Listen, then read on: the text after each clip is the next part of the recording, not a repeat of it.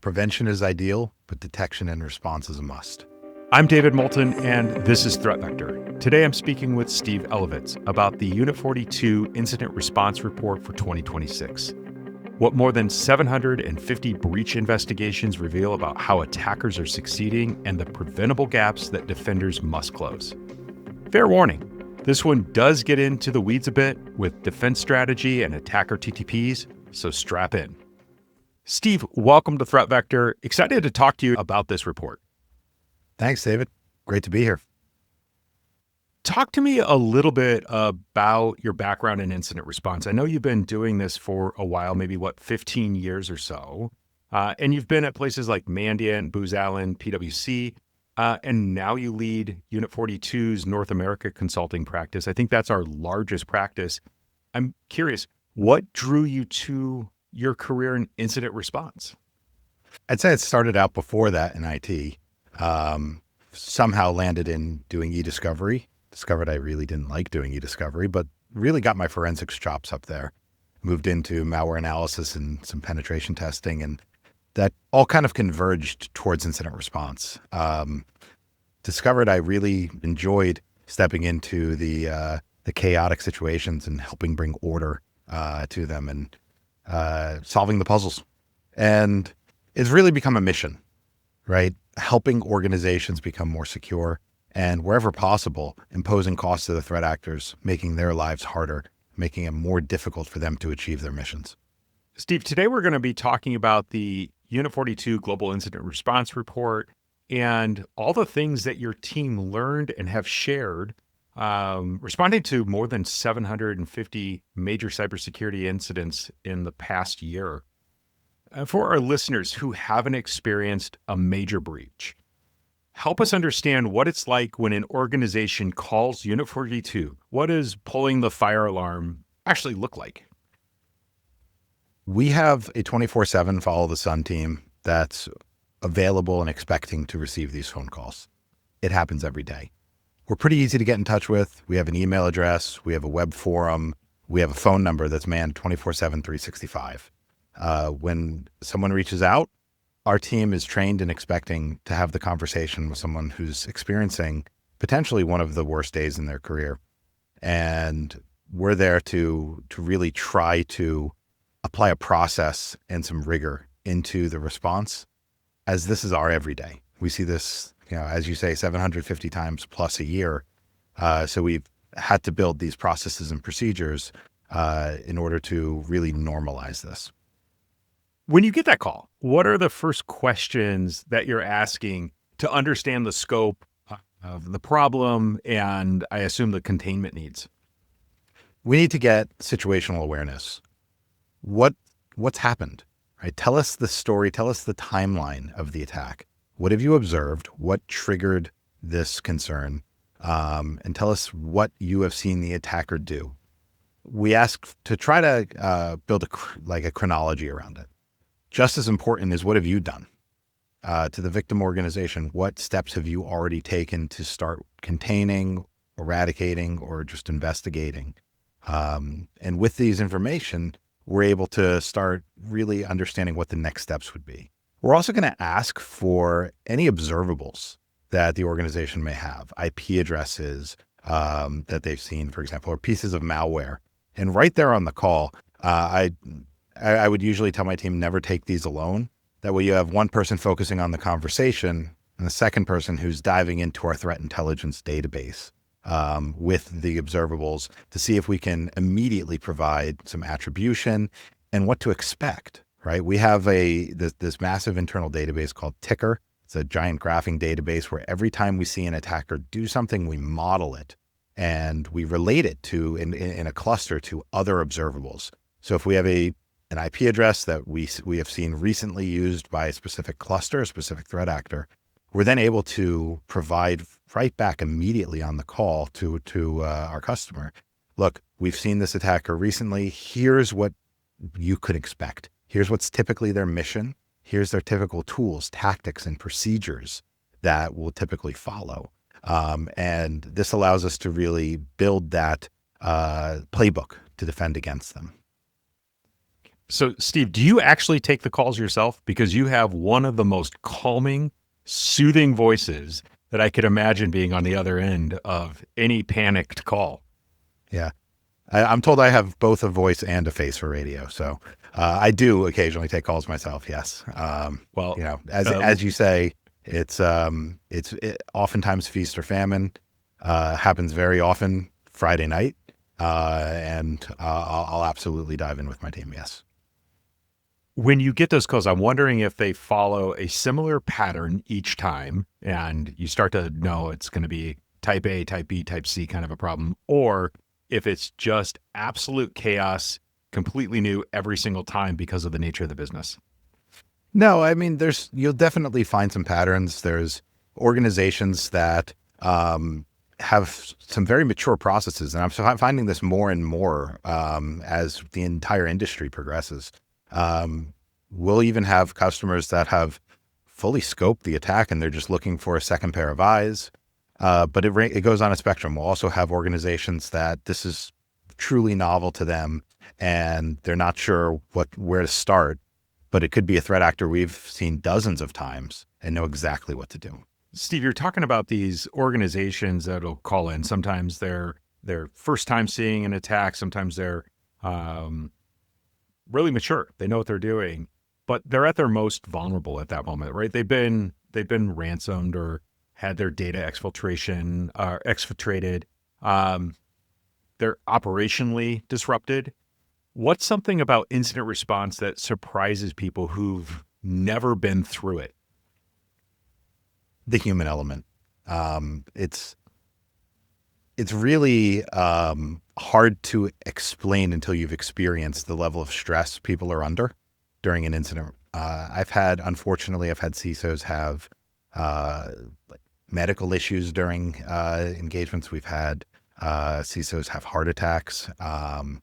The amount of victim blaming that goes on in this culture when organizations have been attacked, right, is really staggering. I think that's gotten a little bit better over time, but still, we've had recently a public company get attacked, and then their employees who have nothing to do with cybersecurity. Sometimes they're driving around in a truck with the logo, and it's a public incident, and they get flack from the public, and it's really unfortunate. Yeah. I think what you're talking about is human emotion gets involved, and sometimes the collateral damage is to people that have nothing to do with the security, and then even the entirety of the company. They're trying their hardest, but this is what happens when criminals or state-backed actors decide to target your company or take advantage of a mistake. And sometimes it's as you say, a state-backed actor. It's a nation state, basically a military targeting a retail organization or a hospitality organization, right? It's not congruent. I'd say the other thing that people tend to have a misconception on is how long things take.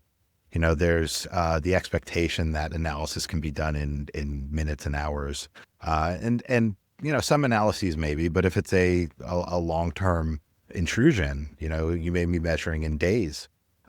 Enterprise disruptions, even if ransomware actors, for example, if unfortunately sometimes organizations have to choose to pay them, the decryption isn't instant. It still takes days, weeks sometimes to reconstitute a business and get back up and running.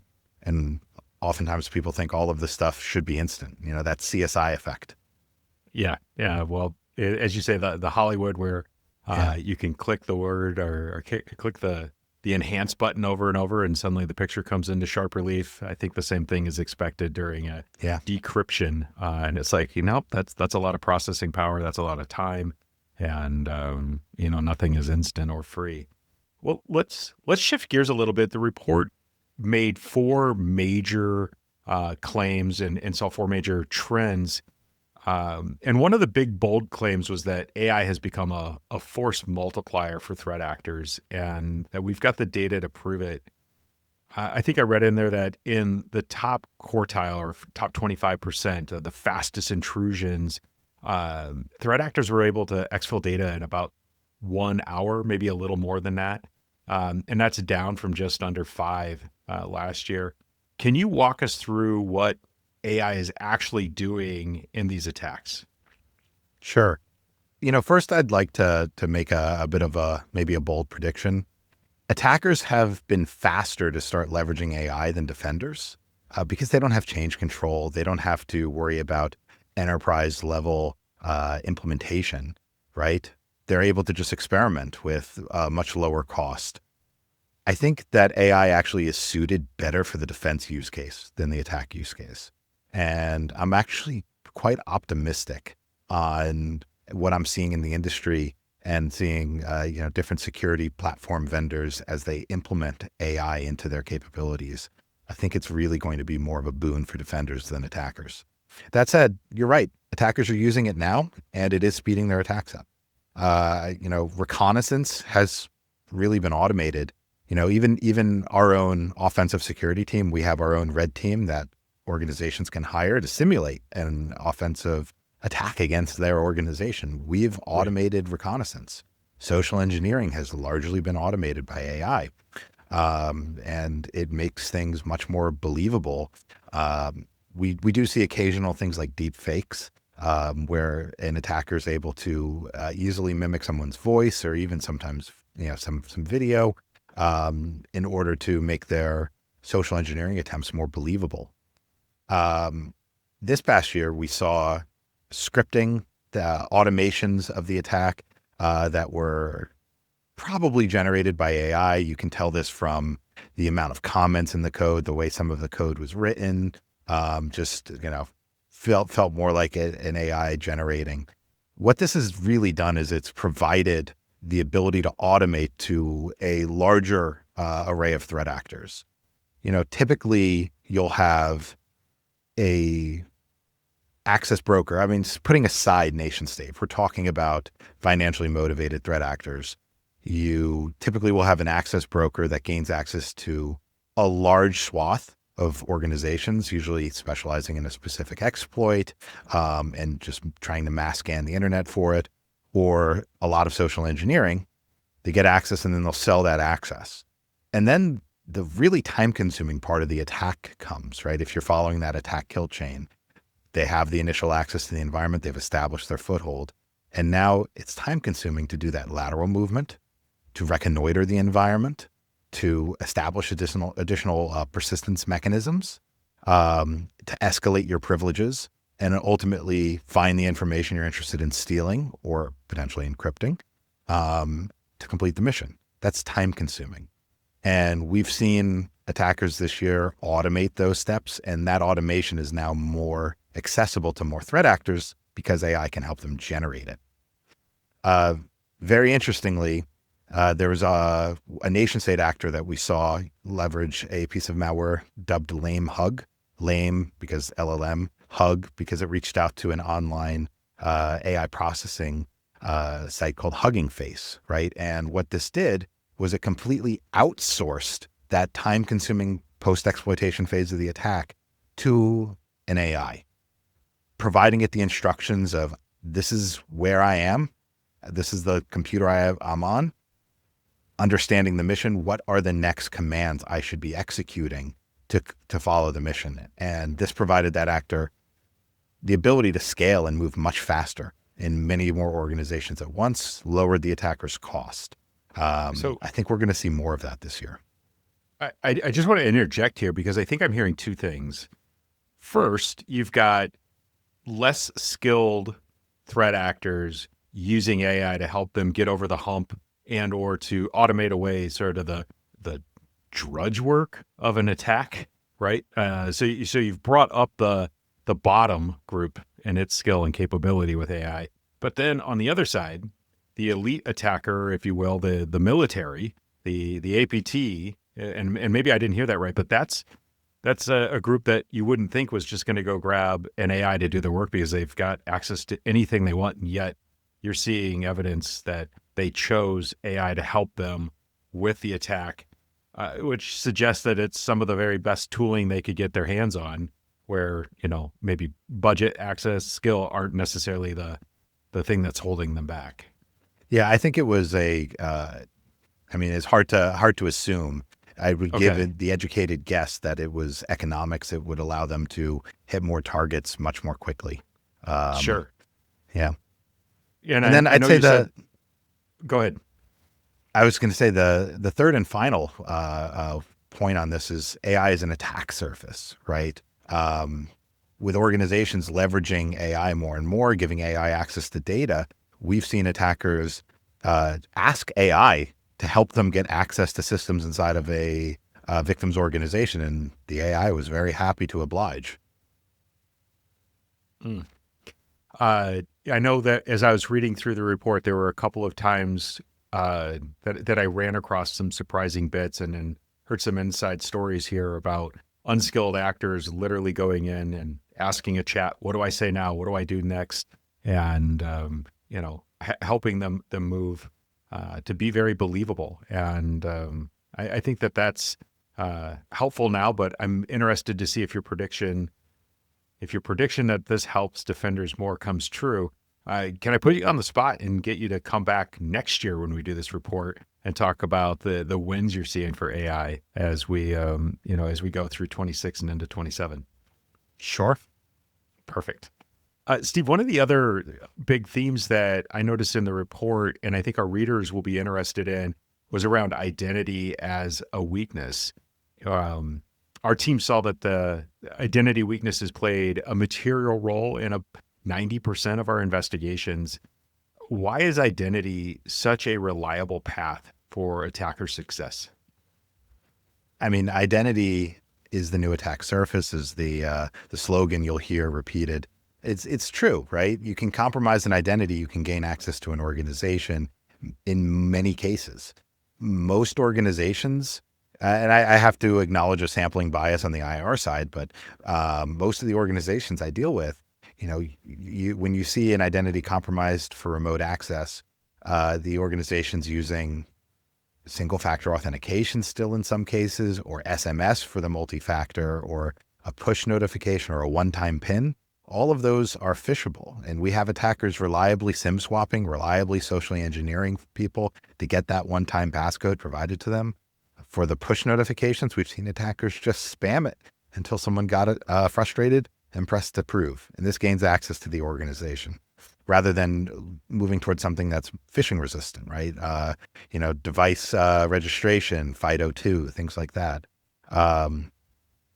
It's also, aside from just the initial access, identity is the fabric that stitches environments together, right? You compromise an identity in Active Directory, in organizations using AD Connect, or I think they call it Azure Connect now, or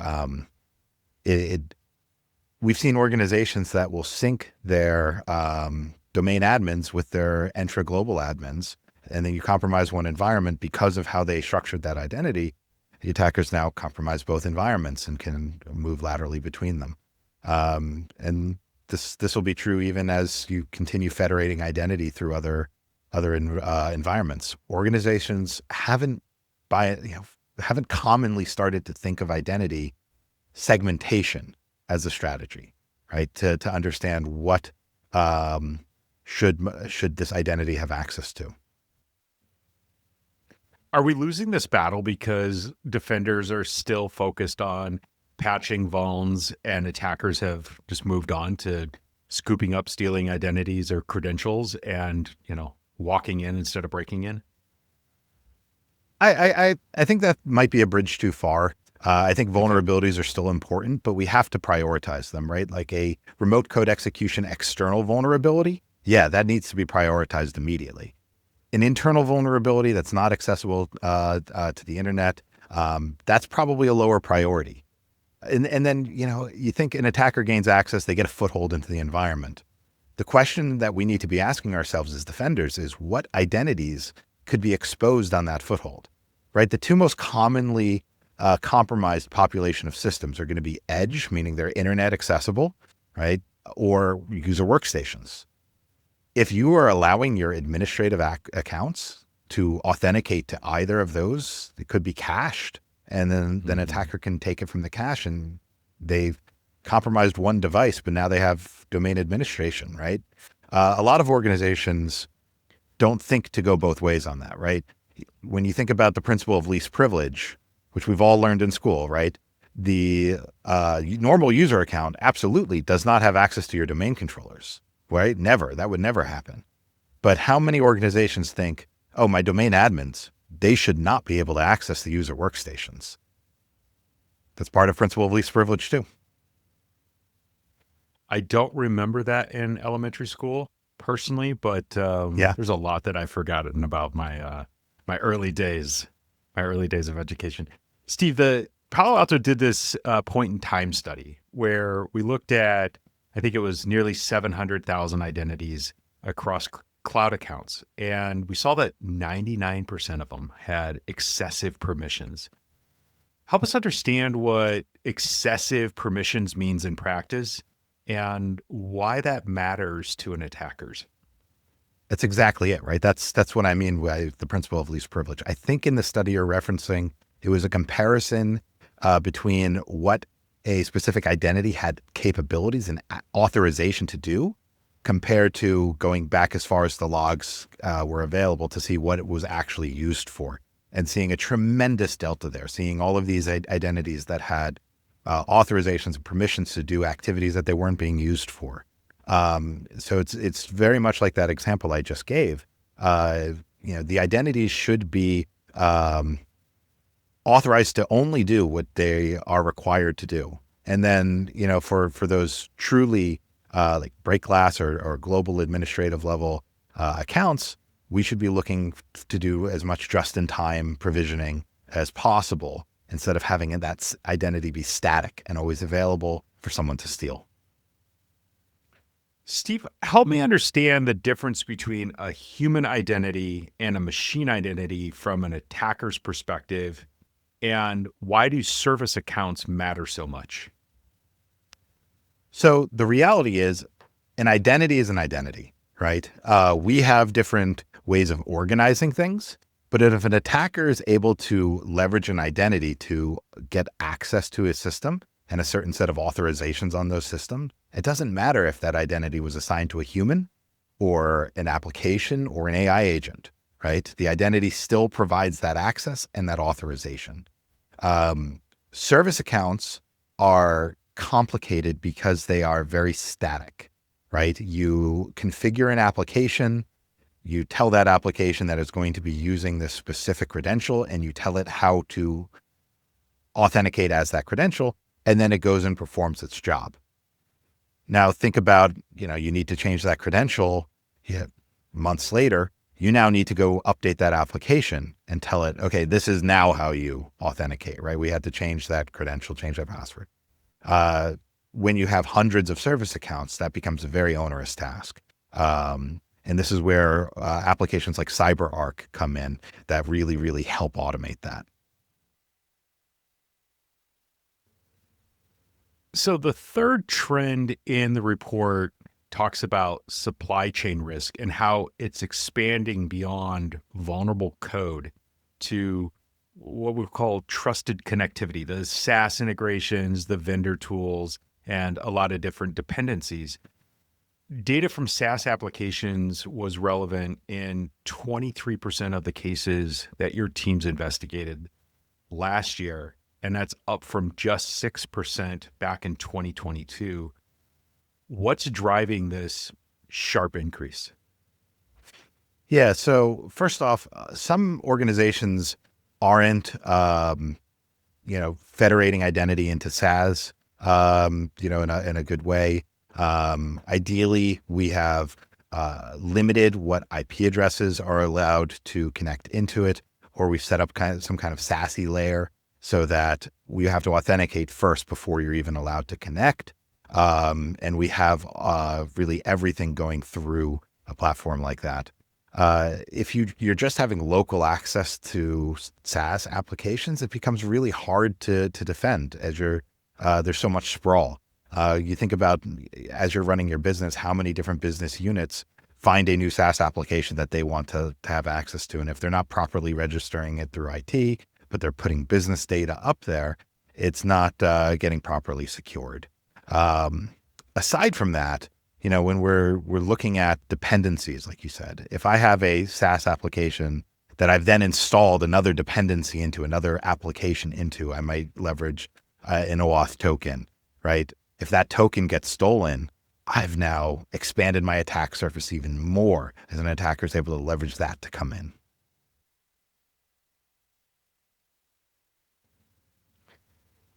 In the report, you had a case study about a compromised sales platform using OAuth tokens accessing Salesforce. What did the post-incident review reveal that scared you? I'd say it's how often these were overprivileged, right? So we had organizations that had OAuth tokens providing third-party access to leverage this application into the platform, right? Nothing wrong with that. That's common across many applications. Where a lot of organizations fell down was really twofold. Number one, not limiting what IP addresses this could come from, right? We should know to a certain extent, this OAuth token should be leveraged from this set of IPs, right? Instead of allowing the entire global internet to access that OAuth token, to access my environment through that OAuth token, right? The second is what that token had access to. I'm back again to the principle of least privilege, to what you learned in the third grade, apparently. Thank you, Mrs. Grass. If it didn't have access to more than it needed, then you would have really limited the impact of that incident, right? What objects can this OAuth application, what processes can this OAuth token access?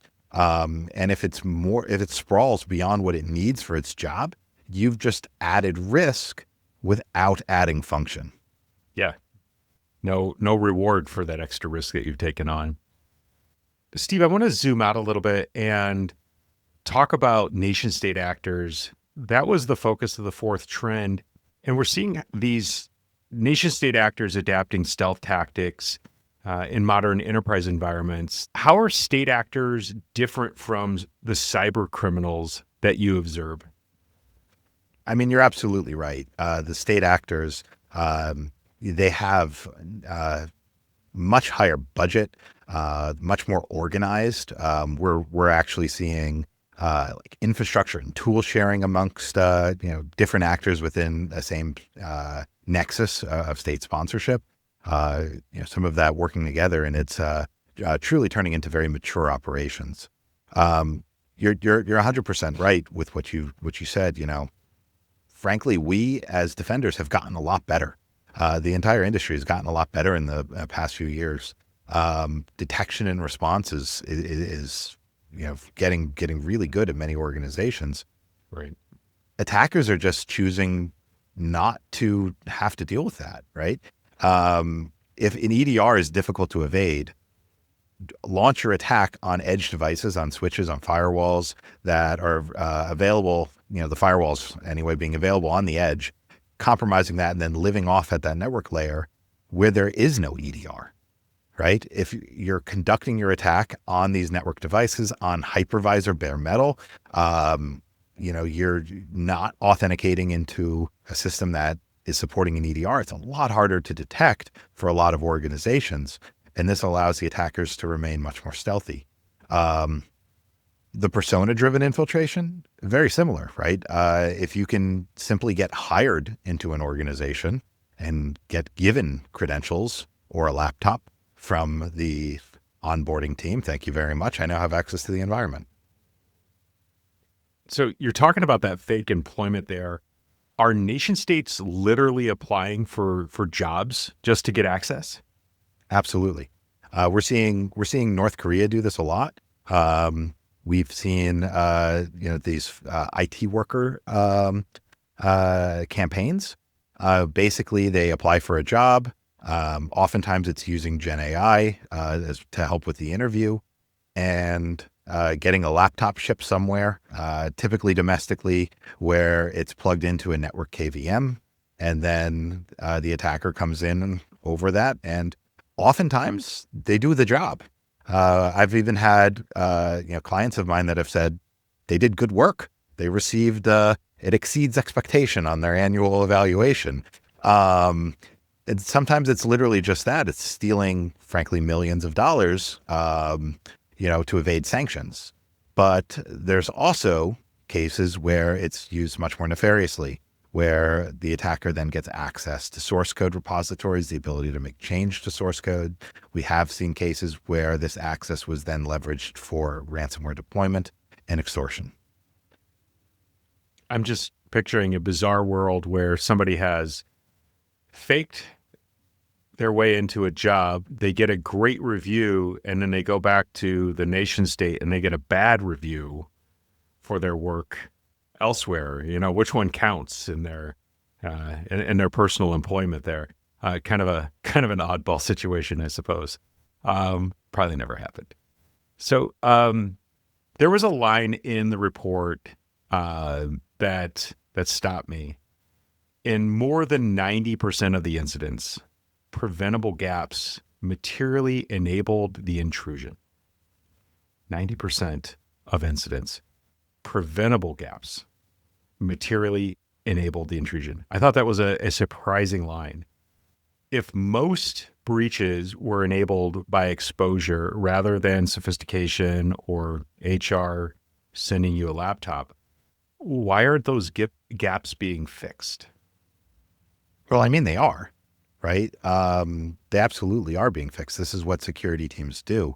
At the end of the day, if you're connected to the internet, there's always going to be risk, right? And every security team out there has a list of projects they're working on to try to burn down some of the risk and operate in a more safe way. More mature security teams will hopefully be having risk registers where they're tracking what risks remain that they're aware of in the environment and have mitigation plans for all of these.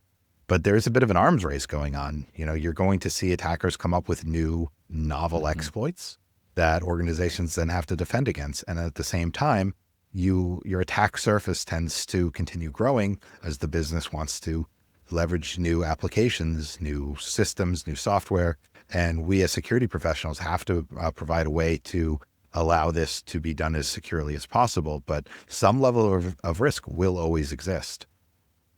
So for the security leaders that are listening, what's the highest ROI controls that they should be prioritizing based on what you're seeing right now? Yeah. So I'm going to give the famous answer of it depends. It's obviously going to be different in each organization. You'll have to understand your own kind of your own critical assets that you're trying to defend and work your way backwards from those. I'll give you a couple high-level principles, though, that I think as close to universally apply as possible. The first being, let's reduce that attack surface. Right? So this is one of 5. What's in my perimeter that includes my on-prem environment, all of my cloud environments, anything that is exposed to the public, and what can I remove from it? Maybe it doesn't need to be exposed at all and I just take it out. A lot of times people misconfigure and they'll have like a management interface of a network device accidentally exposed to the internet, pull it off, right? So let's start by defining that perimeter, regularly scanning that perimeter to see what's in it, and remove it if it doesn't need to be there. If it does need to be there, if external people do need to access it, let's ask the question, does the entire public need to, or can we limit it to a certain set of people through an IP allow list or a SASE layer so that we have to first authenticate before we can access it? The second is our other perimeter, right? It's identity. How are we authenticating users into the environment? Can we leverage something that's a non social engineerable, if I can make up a word, form of authentication, right? FIDO2, for example. How can we actually deploy that enterprise-wide so that we're less worried about an identity compromise, right? Because we know that it's not, someone would have to have the physical asset in order to authenticate. Number 3, I would say, would be to work on identity segmentation, not letting those administrative accounts, especially those enterprise level administrative accounts, have any access to workstations or edge devices. Set up that just-in-time authentication, set up privileged access workstations separate from your user workstations for your domain admins. Number 4 would be network filtering, right? If a server doesn't need access to a certain destination, it shouldn't have access to that destination. All of these 4, these were about prevention. Now, prevention is ideal, but detection and response is a must. We won't prevent everything. So that brings me to number 5, ensuring enterprise-wide visibility so that your team can respond when something gets by the goalie. And this is network, host, cloud, identity.